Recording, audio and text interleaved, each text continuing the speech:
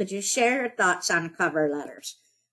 Liz, absolutely. My thought on cover letters is I am an err on the side of caution coach, which means always follow the directions of the application. If it says no cover letter needed, then you don't need to send one. If it says, submit your cover letter here, meaning separately, then click the button, upload the cover letter.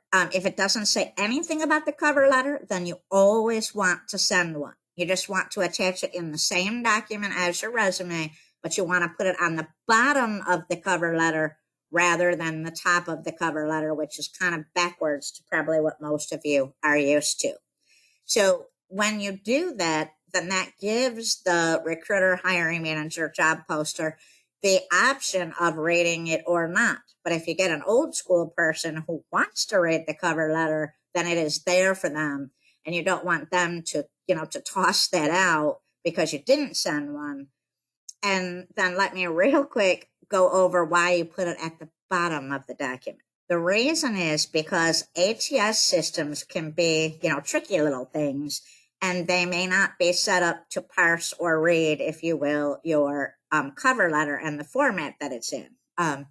So if you put it first, think about an ATS system as a text reader, and if it starts going along and the text reader gets stopped by the cover letter because it can't read it, then it won't be able to scan in your resume because your resume is below it. So that's when we talk about, like, if you don't get in the system, your resume is tossed out into the black hole because it never even scans your name. It just tosses it because it can't get through it. So if you start out with an ATS proof resume, it can at least read the resume, your name, your credentials, etc. And if it gets stopped by the cover letter for any reason, then you are still in their system and you are still a viable candidate. So that's why you want to put it on the bottom.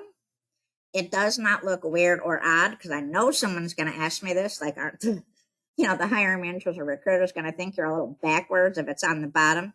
They will actually think that you are very, job search savvy, that you're smart enough to know that you want to put it on the bottom so the ATS system doesn't get hung up. So no one's going to ding you for doing that. They will know that you are actually smart.